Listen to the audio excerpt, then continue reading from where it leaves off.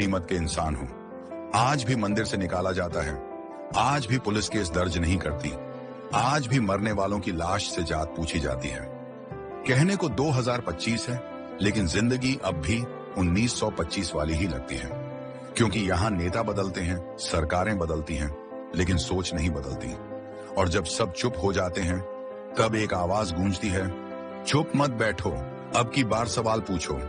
लेकिन इस अंधेरे में भी एक आग जल रही है, एक चेहरा है जो खामोश नहीं बैठा, जिसने डर को ठोकर मारी, जिसने बाबा साहेब के शब्दों को सड़कों पर उतारा।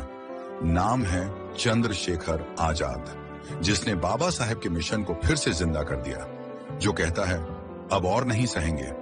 आप जरूर सोचते होंगे कौन है चंद्रशेखर आजाद। सहारनपुर की धूल भरी गलियों से उठकर वो लड़का आया जिसे इतिहास ने कभी जगह नहीं दी। नंगे पांव स्कूल जाना, टूटी छत के नीचे पढ़ना और दिन रात एक ही सवाल, क्या दलित बच्चा कभी इज्जत से जी पाएगा? ना कोई सत्ता, ना कोई विरासत, बस एक आग। बाबा साहेब का सपना पूरा करने की वो वकील बना, पर कोर्ट की शोभा बनने नहीं, बल्कि संविधान की हर लाइन को जिंदा रखने आया। उसने भीम आर्मी बनाई, क्योंकि अब थप्पड़ नहीं, हर बच्चे के हाथ में किताब होनी चाहिए। वो नाम नहीं, एक चेतना है जो हर दलित बहुजन के सीने में धड़क रही है। चंद्रशेखर आजाद वो है जो सत्ता से नहीं डरता, जो झुकता नहीं, जो बिकता नहीं, जो बोलता है तो पूरा सिस्टम कांपता है। वो नहीं आया नेता बनने, वो आया है हक दिलाने। वो नहीं मांगता कुर्सी, वो लड़ रहा है इज्जत के लिए।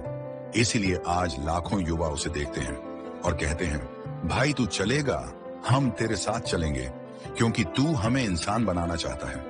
अब आइए जानते हैं कि क्यों कहते हैं चंद्रशेखर आजाद नए युग का अंबेडकर है। क्योंकि जब बाबा साहेब ने मनुस्मृति जलाई थी, तो वो आग सिर्फ एक किताब की नहीं थी, वो आग थी उस सोच की जो इंसान को इंसान नहीं समझती थी।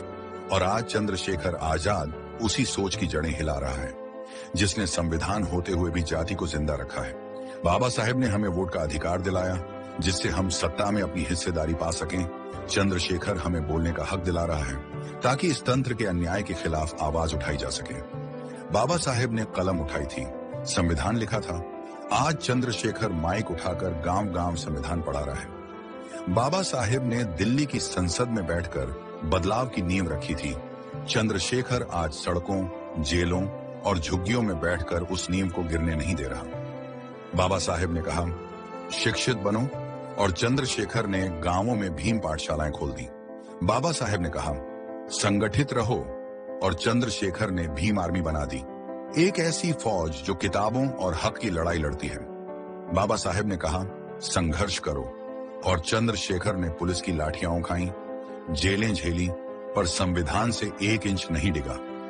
बाबा साहेब ने जीवन भर जाति के खिलाफ लिखा, बोला और जिया, और चंद्रशेखर उसी जातिवाद को तोड़ने के लिए आज मैदान में है, जहां हर दिन एक नया शोषण जन्म लेता है और हर रात संविधान की आत्मा रोती है।